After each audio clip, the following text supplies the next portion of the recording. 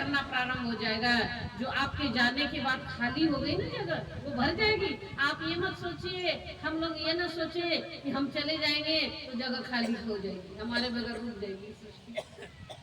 आपने देखा होगा, पानी निकालिए किसी भी जलाशय से, आप कोई भी जलाशय हो, कोई नदी हो, कोई भी, और एग्जाम्पल उदाहरण दे रही हूँ मैं, एक मटका पानी आप निकाल लीजिए, तुरंत अगल बगल का पानी आकर के उस जगह को भरता है कि नहीं भरता, बताओ।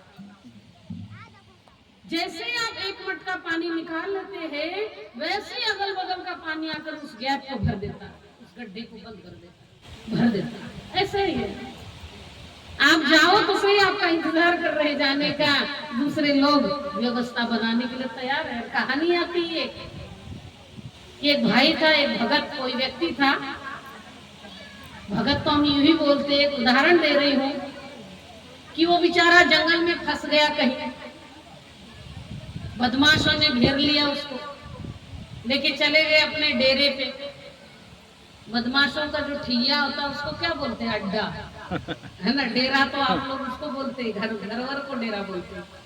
इधर मैं सुनती हूँ, सुनकर समझ लेती हूँ, लिपसिंग से ही मैं आपकी समझ लेती कहना क्या चाहते। कुछ बिहारियों को शब्द ही नहीं है, क्या पता, बोल ही नहीं पाते अपनी बात, शब्द कम है आपकी डिक्शनरी में, आपकी भाषा में क्या है पता नहीं। मैं गुजरात में रही हूँ, मैंने देखा वहाँ शब्द कम है, अल्फाबेट्स कम है, और हिंदी में व्यापक शब्द है। देखिए, किसी भी प्रकार की बात आप बोल सकते हैं, अपनी संवेदनाएं आप प्रकट कर सकते हैं। तो वो मैं आप लोगों की जो हाव भाव होते हैं उसी से समझ जाती है कहना क्या चाहता है आपकी। आधी बात तो मुझे उसकी बॉडी लैंग्वेज से ही समझ में आ जाता है। तो वो भाई, मतलब वो जो व्यक्ति था, बदमाशों ने उसको घेर लिया, अपने वहां अड्डे पे लेकर जाकर बांध के रख दिया। किसी भी प्रकार से, किसी भी बदमाश का क्या है, कारण भी किसी को बांध के रख देता, नहीं भी उसके पास 1 रुपया भी पैसा हो फिर भी बात छोड़ेगा नहीं। कई बार तो मार भी देते, कुछ भी नहीं मिलता फिर भी मार देते लोगों को, निरपराध लोगों को, इसलिए कि अब इसको अब हमारा अड्डे का पता चल जाएगा, चल चुका है, अब ये बता देगा सबको, इस कारण भी मार देते। तो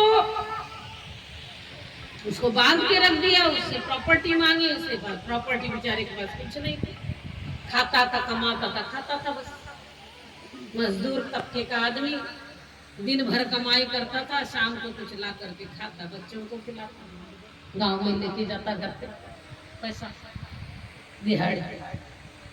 अब बांध के रख दिया, बहुत गिड़गिड़ाता है कि मुझे छोड़ दीजिए, मैं देने के लिए मेरे पास कुछ नहीं होता तो मैं दे देता, पर वो बदमाश छोड़े भी। बांध के रख दिया, रोजाना 1-2 रोटी फेंक देते थे उसके आगे, और महीनों बांध करके रख दिया। अब वो बार बार गिड़गिड़ाता रहता था कि मेरे घरवाली मर जाएगी, मेरे बच्चे मर जाएंगे, सब भूखे, आप मेरे को छोड़ो, मैं मजदूर आदमी, गरीब आदमी बहुत। पर उनको काहे का रहम और काहे का दिल उनका पसीजेगा, नहीं पसीजेगा। 15 दिन हो गए, 20 दिन हो गए, 25 दिन हो गए, छोड़ा ही नहीं। खाना तो देते रहे, पानी देते रहे, पर छोड़ा नहीं। खाना न देता, पानी न देता तो वो भी बेचारा वही मर जाता। तो इस प्रकार से महीनों बीत गया।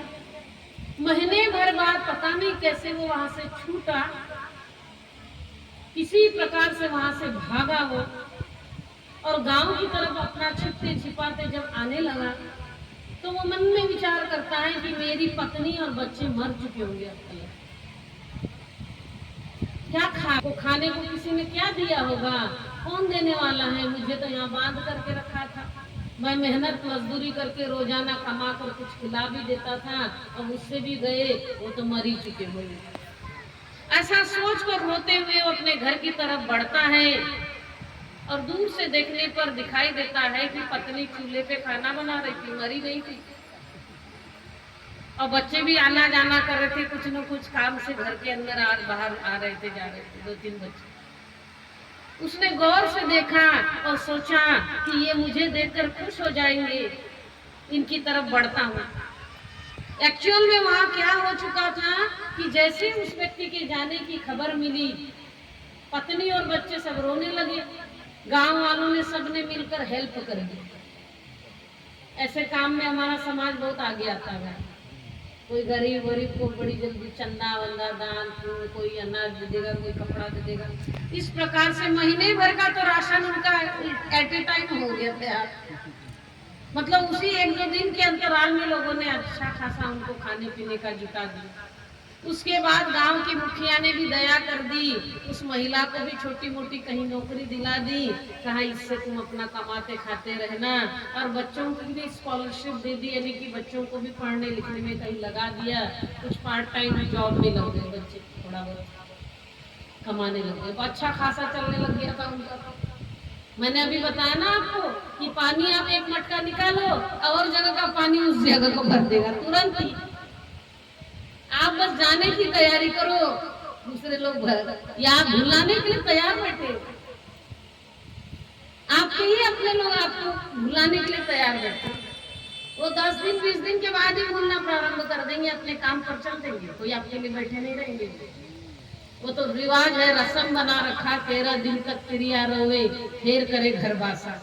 फिर करे घर बासा माने फिर अपने कामों पर लौट करके आ जाना। तो इस तरीके से सारी व्यवस्था बनी हुई है, सामाजिक रचना होनी भी चाहिए। किसी के जाने से जिंदगियां नहीं रुकनी चाहिए। तो क्या हुआ कि वो सारा अच्छा खासा सारा सिस्टम जुगाड़ फिट हो चुका था वहां। और जैसे ही ये व्यक्ति घर की तरफ बढ़ा, इसको तो कुछ पता ही नहीं था। ये तो सोच रहा मेरे बगैर ये सब मर ही जाएंगे, मैं ही हूँ कमाने वाला और इनको खिलाने वाला। यही गलती में रहता है व्यक्ति, इसी मिथ्या समझ में रहता कि मैं कर रहा हूँ इसलिए हो रहा, मैं नहीं करूंगा तो वो सब बंद ही हो जाएगा। क्या ये सब अल्प ज्ञान है, छोटा समझ, छोटी समझ। और जैसे घर की तरफ बढ़ा, दरवाजे के अंदर प्रवेश करता है, पत्नी ने बड़े गौर से देखा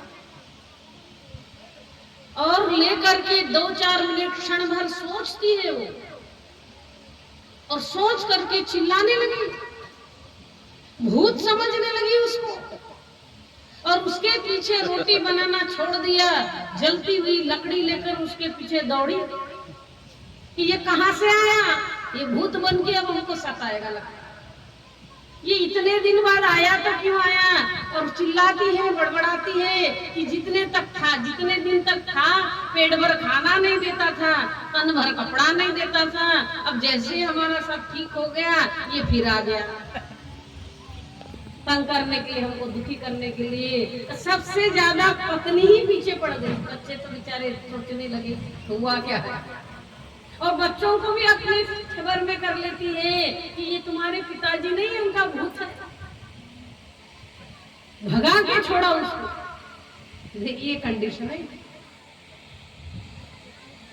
ये सच्चाई है जिंदगी की। मैं आपको बता रही थी कि वो मजदूर तबके का जो व्यक्ति था, छोटा व्यक्ति, गरीब आदमी बेचारा, रोजाना शहर में जाता था मजदूरी करने के लिए, शाम को लौट के आता था। एक दिन लौट के आ रहा था